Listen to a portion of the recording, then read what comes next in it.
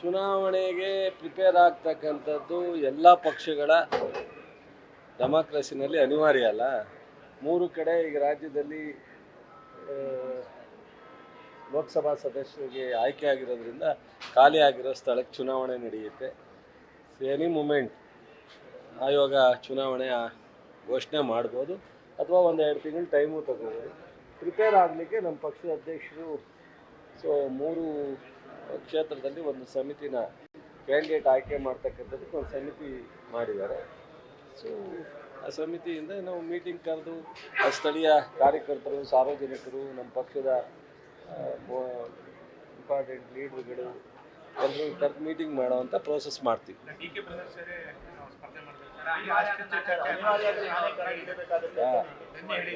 ಪಕ್ಷದ ಅಧ್ಯಕ್ಷರಿದ್ದಾರೆ, ಉಪಮುಖ್ಯಮಂತ್ರಿಗಳಿದ್ದಾರೆ, ಒಬ್ಬರು ಅವರ ಸೋದರ ಮತ್ತು ನಮ್ಮ ಪಕ್ಷದಲ್ಲಿ ಲೋಕಸಭಾ ಸದಸ್ಯರಾಗಿ ಭಾಳ ಒಳ್ಳೆಯ ಕೆಲಸ ಮಾಡಿರ್ತಕ್ಕಂಥವ್ರು ಸೋಲಾಗಿರೋದ್ರಿಂದ ಅವ್ರಿಗೂ ನಿಂತ್ಕೊಳ್ಳೋ ಅವಕಾಶ ಇದೆ ಈಗ. ಸೊ ಯಾರು ಏನು ಅನ್ನೋದ್ರ ಬಗ್ಗೆ ಅಧ್ಯಕ್ಷರೇ ಅವರಿರೋದ್ರಿಂದ ಕೂತ್ಕೊಂಡು ತೀರ್ಮಾನ ಪಕ್ಷದ ಮುಖ್ಯಮಂತ್ರಿಗಳ ಜೊತೆ, ರಾಷ್ಟ್ರದ ಲೀಡರ್ ಜೊತೆ ತೀರ್ಮಾನ ಆಗ್ತಾರೆ. ನಮಗೆ ಒಂದು ಸಣ್ಣ ಜವಾಬ್ದಾರಿ ಕೊಟ್ಟಿದ್ದಾರೆ, ಅಲ್ಲ ಅಭಿಪ್ರಾಯ ಏನು ಬರುತ್ತೆ ಅದನ್ನು ಅವ್ರಿಗೆ ತಿಳಿಸೋದು. ಅಚ್ಚರಿಯ ಅಭ್ಯರ್ಥಿ ಅಂದರೆ ಆಶ್ಚರ್ಯವಾಗಿ ಘೋಷಣೆ ಮಾಡಿದ್ರೆ ಅಚ್ಚರಿಯ ಅಭ್ಯರ್ಥಿ. ಮೊದಲೇ ನಿಮ್ಮ ಜೊತೆ ಶೇರ್ ಮಾಡಿದ್ರೆ ಅಚ್ಚರಿಯ ಅಭ್ಯರ್ಥಿ ಆಗುತ್ತಾ? ಆಗಲ್ಲ. CM DCM ಜೊತೆ ಬೇರೆ ವಿಚಾರ ಇತ್ತು, ಡಿಸ್ಕಷನ್ ಮಾಡ್ಕೊಂಬಂದಿದ್ದೀವಿ. ಚುನಾವಣೆ ವಿಚಾರನೂ ಸಹಜವಾಗಿ ಈ ರಾಜಕಾರಣಿಗಳು ಪಕ್ಷ ಅಂದಾಗ ಇದು ಸಹಜ ಚರ್ಚೆ ಮಾಡಿದ್ದೀವಿ. ಕ್ಯಾಂಡಿಡೇಟ್ ಯಾರು ಅನ್ನೋದ್ರ ಬಗ್ಗೆ ಚರ್ಚೆ ಮಾಡಿ ತಪ್ಪೇನಿದೆ. ಯಾವ್ಯಾವ ಸಂದರ್ಭದಲ್ಲಿ ಏನು ತೀರ್ಮಾನ ತಗೋಬೇಕು ಅದು ಅನಿವಾರ್ಯ ಕೆಲವೊಮ್ಮೆ. ಸೊ ನೋಡೋಣ, ಕೂತಿ ಜನರ ಕಾರ್ಯಕರ್ತರ ಅಭಿಪ್ರಾಯ, ಪಕ್ಷದ ಅಭಿಪ್ರಾಯ, ಮುಖ್ಯಮಂತ್ರಿಗಳಿದ್ದಾರೆ, ನಮ್ಮ ರಾಷ್ಟ್ರೀಯ ಅಧ್ಯಕ್ಷರಿದ್ದಾರೆ, ಎಲ್ಲರ ಜೊತೆ ನೋಡೋಣ, ತೀರ್ಮಾನ ತಗೋತೀವಿ. ಒಳ್ಳೆ ತೀರ್ಮಾನ ತಗೋತೀವಿ. ನಿಮ್ಮ ಹೇಳ್ದಂಗೆ ಒಳ್ಳೆ ಅಭ್ಯರ್ಥಿಯನ್ನು ಹಾಕ್ತೀವಿ. ಸೊ 3 ಕಡೆ, ಒಂದು ಕಡೆ ಮಾತ್ರ 2 ನಮ್ಮದು, ಒಂದು JDS, ಒಂದು BJP. Channapatna JDS, Haveri ಸಿಕ್ಕಾವಿ BJP, ನಮ್ಮ ಸೊಂಡೂರು ಕಾಂಗ್ರೆಸ್. 3 ನಾವು ಈ ಬಾರಿ ಗೆಲ್ತೀವಿ. ಸರ್, ಅಭ್ಯರ್ಥಿ ಆಯ್ಕೆ ತಂತ್ರ ಎಲ್ಲವೂ ಕೂಡ ಸಮಿತಿ ಅಧ್ಯಕ್ಷ ನೀವಿರೋದು ಜವಾಬ್ದಾರಿ ಜಾಸ್ತಿ ಇದೆ ಸರ್. ಜವಾಬ್ದಾರಿ ಕಲೆಕ್ಟಿವ್ ರೆಸ್ಪಾನ್ಸಿಬಿಲಿಟಿ ಇರುತ್ತೆ. ಜವಾಬ್ದಾರಿ ನನ್ನ ಅಧ್ಯಕ್ಷ ಇದ್ರೂ ಹೈ ವೋಲ್ಟೇಜ್ ಕ್ಷೇತ್ರ ಅಲ್ಲ ಅದು.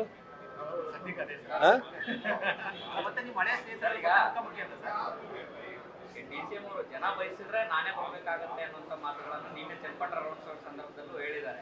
ಯಾಕೆ ಸರ್ ಅಲ್ಲಿ DK ಸುರೇಶ್ ಅವರಿಗೆ ಪೂರಕವಾದಂಥ ವಾತಾವರಣ ಇಲ್ವಾ? ಆ ಥರ ಏನಿಲ್ಲ.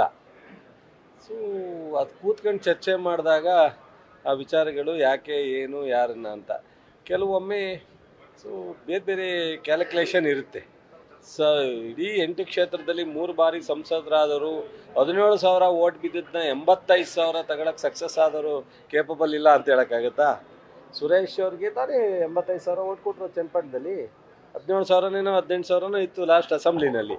ಈಗ ಪಾರ್ಲಿಮೆಂಟಲ್ಲಿ 85,000 ಓಟ್ ಕೊಟ್ಟಿದ್ದಾರೆ ಅಂದರೆ DK ಸುರೇಶ್ ಅವ್ರನ್ನ ನಾಯಕತ್ವ ಒಪ್ಪೇ ತಾನೇ ಕೊಟ್ಟಿರೋದು. ಅದರಿಂದ ಇಲ್ಲಿ ಅವರು ಸರಿ ಇಲ್ಲ ಅನ್ನೋ ಪ್ರಶ್ನೆ ಬರಲ್ಲ. ಕ್ಯಾಂಡಿಡೇಟು ಈ ಸಂದರ್ಭದಲ್ಲಿ ಯಾರು ಆಗಬೇಕು ಅನ್ನೋದ್ರ ಬಗ್ಗೆ ಅದನ್ನು ಯೋಚನೆ ಮಾಡ್ತೀವಿ. DCM ಅವರು ಅಭಿಪ್ರಾಯ, ಲೋಕಸಭಾ ಮಾಜಿ ಸದಸ್ಯರ ಅಭಿಪ್ರಾಯ, ಜನಗಳ ಅಭಿಪ್ರಾಯ ಎಲ್ಲ ನೋಡಿ ಪಕ್ಷ ತೀರ್ಮಾನ. ಮೈತ್ರಿ ಪಕ್ಷದಿಂದ ನಿಖಿಲ್ ಕುಮಾರಸ್ವಾಮಿ ಮತ್ತು CP ಯೋಗೇಶ್ವರ್ ಹೆಸರು ಕೇಳಿರ್ತೀವಿ. ಅವ್ರೀಗ ಇದೊಂಥರ BJP ಅಂದ್ರಿ, ಮೈತ್ರಿ ಅಂತದ್ದು ಏನು ಅಂತ BJP ಇನ್ನೇನು ಭಾಳ ಶಾರ್ಟ್ಲಿ ಅಲ್ಲಲ್ಲ. ನೀವೇ ಯಾರೋ ಹೇಳಿದ್ರಪ್ಪ ನನಗೆ ಫೋನ್ ಮಾಡಿ ಅವ್ರ ಹೆಸರೆಲ್ಲ ಹೇಳೋದು ಸೂಕ್ತ ಅಲ್ಲ. ಆದಷ್ಟು ಬೇಗ ಮರ್ಜಾ ಆಗ್ತದೆ ಅಂತ ಮಾಧ್ಯಮದವ್ರು ಹೇಳಿದ್ರು, ನನಗೆ ಗೊತ್ತಿಲ್ಲ ಅವ್ರ ಹೆಸರು. ನಾನು ಈಗ ಸ್ನೇಹಿತರು ಹೇಳಿರ್ತಾರೆ, ಅವ್ರ ಹೆಸರು ಹೇಳೋದು ನನಗೂ ಸೂಕ್ತ ಇಲ್ಲ. ಅದರಿಂದ ನಾನು ಹೇಳಿದೆ ಅಷ್ಟೇ, ನನಗೇನು ವೈಯಕ್ತಿಕವಾಗಿ ಗೊತ್ತಿಲ್ಲ. ಸೊ ಅವರು ಮೈತ್ರಿನ ಮುಂದುವರಿಸ್ತಾರೋ ಮರ್ಜಾ ಆಗ್ತಾರೋ ಅದು ನನಗೆ ಸಂಬಂಧ ಇಲ್ದಿರೋ ವಿಚಾರ. ಯೋಗೇಶು ಪಾಪ ಭಾಳ ದಿವಸದಿಂದ ಕನಸು ಕಟ್ಕೊಂಡಿದ್ದಾರೆ. ಮತ್ತು ಅವ್ರ ಜೊತೆ ಸ್ನೇಹ ವಿಶ್ವಾಸ ಸೇರಿದ್ದು ನನಗೊಂದು ಸಂಪೂರ್ಣವಾಗಿ ಅವಕಾಶ ಸಿಗುತ್ತೆ ಅನ್ನೋ ಒಂದು ಆದಿನೇ. ಸೊ ಅದು ಅವ್ರ ಮಗನಿಗೆ ಬಿಟ್ಕೊಡ್ತಾರೋ ಅಥವಾ ಅವನಿಗೆ ಪಾಪ ಭಾಳ ನಮ್ಮ ಕಾಂಗ್ರೆಸ್ನಲ್ಲೂ ಸಹ ನಾವು ಬರ್ಲಿಕ್ಕೆ ತಯಾರಿದ್ದರೆ ಬಾಪ ಅಂತ ಹೇಳಿದ್ದು, ಇಲ್ಲ ನನಗೆ ಇಲ್ಲೇ ಕುಮಾರಸ್ವಾಮಿ ಅವರು ಅವಕಾಶ ಮಾಡಿಕೊಡ್ತಾರೆ ಅನ್ನೋ ಒಂದು ಭರವಸೆಯಿಂದ ನಂಬಿಕೆಯಿಂದ ಅವ್ರು ಅಲ್ಲಿದ್ದಾರೆ. ಅದರಿಂದ ಅವ್ರವ್ರ ತೀರ್ಮಾನ ಅವ್ರಿಗೆ ಬಿಟ್ಟಿದ್ದು, ನಾವೇನು ಆ ವಿಚಾರದಲ್ಲಿ ಮಧ್ಯ ಪ್ರವೇಶ ಮಾಡೋ ಅವಶ್ಯಕತೆ ಇಲ್ಲ ಅಂತ ಅನ್ಕೊಂಡು. Thank you sir. ಈ ನನಗೆ ಯಾಕಪ್ಪ ಸಿಟ್ಟು ಬರೆಸ್ತೀಯ, ನಾಚಿಕೆ ಆಗ್ಬೇಕು ಅವ್ರಿಗೆ. ಬೆಲೆ ಏರಿಕೆ ಬಗ್ಗೆ ಮಾತನಾಡೋವಂಥ ನೈತಿಕ ಹಕ್ಕು ಅವ್ರಿಗೆ ಯಾರಿಗೂ ಇಲ್ಲ. ಕೇಂದ್ರ ಸರ್ಕಾರದಲ್ಲಿ 70,000 ರೂಪಾಯಿಂದ 70 ರೂಪಾಯಿಂದ 100 ರೂಪಾಯಿವರೆಗೂ ಬೆಲೆ ಏರಿಕೆ ಮಾಡಿದಾಗ ವಾಯ್ಸೇ ಇಲ್ಲ. ಮತ್ತು ಗ್ಯಾಸು 300, 400ರಿಂದ 1,200ವರೆಗೂ ಹೋದಾಗ ಮಾತಿಲ್ಲ. ಹೀಗೆ ಯಾವ ಆಧಾರದ ಮೇಲೆ? ಮತ್ತು ನಾವು ಅಕ್ಕಪಕ್ಕದ ರಾಜ್ಯ BJP ಆಡಳಿತ ಮಾಡ್ತಾ ಇರ್ತಕ್ಕಂಥ ರಾಜ್ಯಕ್ಕೆ ಕಂಪೇರ್ ಮಾಡಿ ನಾವೆಲ್ಲ ಕೊಟ್ಟಿದ್ದೀವಲ್ಲ ರೇಟ್. ಸೊ ಆಮೇಲೆ ಪ್ರತಿ ಫ್ರೀಕ್ವೆಂಟ್ ಆಗಿ ಮಾಡಬೇಕಾಗುತ್ತೆ, ನಾರ್ಮಲ್ ಆಗಿ ಮಾಡಿದಾಗ ತಪ್ಪು. ಅದಕ್ಕೂ ಒಂದು ಲಿಮಿಟೇಷನ್ ಇದೆ. ನಾವು ಒಂದು ವಿತಿನ್ ದಿ ಲಿಮಿಟ್ ಒಳಗಡೆ ಸರ್ಕಾರ ಮಾಡಬೇಕಾದಾಗ, ಅಭಿವೃದ್ಧಿ ಆಗಬೇಕು ಅಂದಾಗ, ಸಾರ್ವಜನಿಕರಿಗೆ ಯೋಜನೆಗಳು ಕೊಡಬೇಕಂದಾಗ ಟ್ಯಾಕ್ಸಸ್ ಇಲ್ದಲೇ ಅಥವಾ ಇದಿಲ್ದಲೇ ಯಾರೂ ಸರ್ಕಾರ ನಡೆಸೋಕ್ಕಾಗಲ್ಲ, ಕೇಂದ್ರ ಸರ್ಕಾರ ಅಲ್ಲಿ ರಾಜ್ಯ ಸರ್ಕಾರ ಅಲ್ಲಿ. ಆದರೆ ಅವರು ಇತಿಮಿತಿ ಇಲ್ದಲೇ ಹೋಗಿದ್ದಾರೆ ಅಂತ ನಾವು ಟೀಕೆ ಮಾಡಿದ್ದು ಅಷ್ಟೇ. ಸೊ ನಾವೇನು ಮಾಡೋದೇ ಇಲ್ಲ ಅಂತ ಅಲ್ಲ.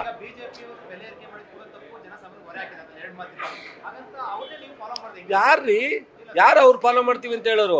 ನಾವು ಈಗ ಆಯ್ತು, ಮಾರಾಟ ಈಗ ನೀವು ಪಟ್ಟಿ ತಗೊಂಡು ನೋಡಿ, ನಾವು ಬೇರೆ ರಾಜ್ಯದಲ್ಲಿ ಏನಿದೆ ಆ ರೇಟ್ ಹಾಕಿದೀವ? ನಾವು ಮಾಡೋದಾಗಿರೋ ಅಬ್ನಾರ್ಮಲ್ ಆಗಿ ಹಾಕ್ಬೋದಾಯ್ತು. ಅದೆಲ್ಲೋ ಯಾವುದೋ ರಾಜ್ಯದಲ್ಲಿ 10 ರೂಪಾಯಿ ಡಿಫರೆನ್ಸ್ ಇದೆ, ನಾವು 3 ರೂಪಾಯಿ ಮಾತ್ರ ಹಾಕಿದ್ದೀವಿ. ನಾವು ಹಾಕ್ತಾ ಇರೋದು ಒಂದು ಲಿಮಿಟ್ ಒಳಗಡೆ ಹಾಕ್ತೀವಿ, ಜಾಸ್ತಿ ಮಾಡ್ಲಿಕ್ಕೆ ಹೋಗಲ್ಲ.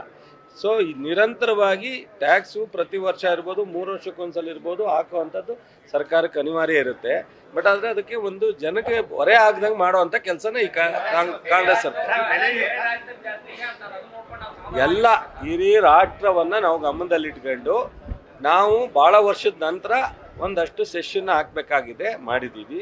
ಮತ್ತು ಈಗ ಅದ್ರ ಜೊತೆಗೆ ಬೆಂಗಳೂರು ಅಭಿವೃದ್ಧಿ ಕೊಡ್ತೀನಿ ಅಂತ ಕೊಟ್ಟವ್ರೇನ್ರಿ? ಅದ್ರ ವಿರುದ್ಧ ಹೋರಾಟ ಮಾಡಕ್ಕೆ ಹೇಳ್ರಿ. ನಾವು ಹೋರಾಟ ಮಾಡಿದ್ವಲ್ಲ, ಅಲ್ಲಿ ಹೋಗಿದ್ವಲ್ಲ, ಡೆಲ್ಲಿನಲ್ಲೇ ಹೋಗಿ ಕೂತ್ಕೊಂಡು ಹೋರಾಟ ಮಾಡಿದ್ವಲ್ಲ. ಇವ್ರಿಗೂ ಕರ್ನಾಟಕದ ಬಗ್ಗೆ ಇದಿಲ್ಲ, ಅವ್ರಿಗೆ ಕಮಿಟ್ಮೆಂಟ್ ಇಲ್ವಾ? ಇವರು ಕೇಳಬೇಕಲ್ಲ. ಈಗ ಸಂಸದರಾಗಿ ಆಯ್ಕೆ ಆಗೋರಲ್ಲಿ 17 ಜನ ಹೋಗಿ ಕೂತ್ಕೊಂಡು ಪ್ರತಿಭಟನೆ ಮಾಡಲಿ. ಬೆಂಗಳೂರು ಅಭಿವೃದ್ಧಿ ಕೊಡ್ತೀನಿ ಅಂದರು, 15ನೇ ಹಣಕಾಸಿನ ತಾರತಮ್ಯ 5,000 ಕೋಟಿ ಕೊಡ್ತೀನಿ ಅಂದ್ರು. ಎಲ್ಲಿ ಕೊಟ್ಟರು? ಇದನ್ನು ಬರಗಾಲದ ಕೊಟ್ರ?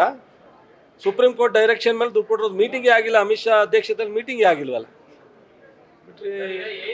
ನೀವು ಕರ್ನಾಟಕದ ಸ್ನೇಹಿತರುಗಳು, ಕರ್ನಾಟಕದ ಪರವಾಗಿ ದಯಮಾಡಿ ಮಾಡಿ. ನಿಮ್ಮ ಮಾಲೀಕರು ಎಲ್ಲ ಈ ರಾಷ್ಟ್ರದಲ್ಲಿ ಎಲ್ಲಾರ ಇರಲಿ, ದಯಮಾಡಿ ನೀವೆಲ್ಲ ನಿಮ್ಮನ್ನೆಲ್ಲ ಸ್ನೇಹಿತರನ್ನ ನಮ್ಮಂಗೆ ನಿಮ್ಮನ್ನು ಎಕ್ಸ್ಪೆಕ್ಟ್ ಮಾಡ್ತಾರೆ, ಜನರ ಪರ ಇರಲಿ ಅಂತ. 3 ರೂಪಾಯಿ ಡೀಸೆಲ್ಗೆ ಪೆಟ್ರೋಲ್ಗೆ ಜಾಸ್ತಿ ಆದದ್ದು ಪ್ರತಿ ವರ್ಷ ಎಲ್ಲದ್ರ ಮೇಲೂ 10ರಿಂದ 15% ನಾವು ಒಂದು ಕಾಂಟ್ರಾಕ್ಟ್, ಒಂದು ರಸ್ತೆ ಮಾಡಬೇಕಾದ್ರೂ ಜಾಸ್ತಿ ಆಗಿರುತ್ತೆ, ಒಂದು ಸಬ್ಸಿಡಿ ಕೊಡಬೇಕಾದ್ರೂ ಜಾಸ್ತಿ ಆಗುತ್ತೆ. ಸೊ ಅದರಿಂದ ಅವಾಗ ಟ್ಯಾಕ್ಸನ್ನು ಜಾಸ್ತಿ ಮಾಡೋದು ಸರ್ಕಾರ ಮಾಡೋದು ಅನಿವಾರ್ಯ. ಆದರೆ ಅಬ್ನಾರ್ಮಲ್ ಆಗಿ ಜನರಿಗೆ ಹೊರೆ ಕೊಡಬಾರ್ದು, ಆ ನಿಟ್ಟಿನಲ್ಲಿ ಮಾಡಿದ್ವಿ.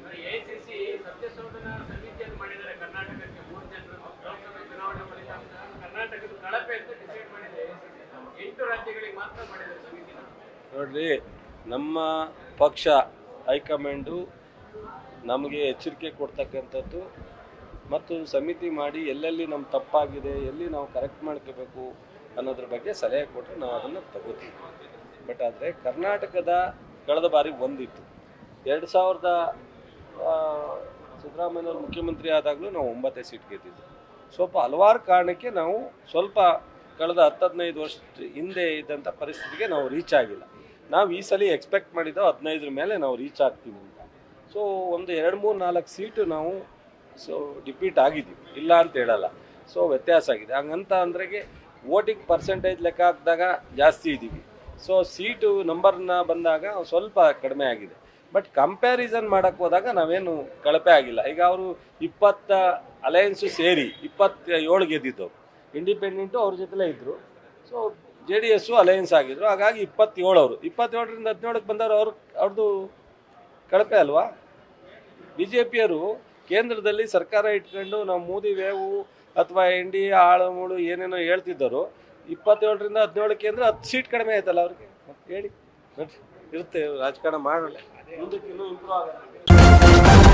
ನ್ಯೂಸ್ ಫಸ್ಟ್ ನಿರ್ಭೀತಿಯಿಂದ ನಿಮ್ಮ ಪರವಾಗಿ.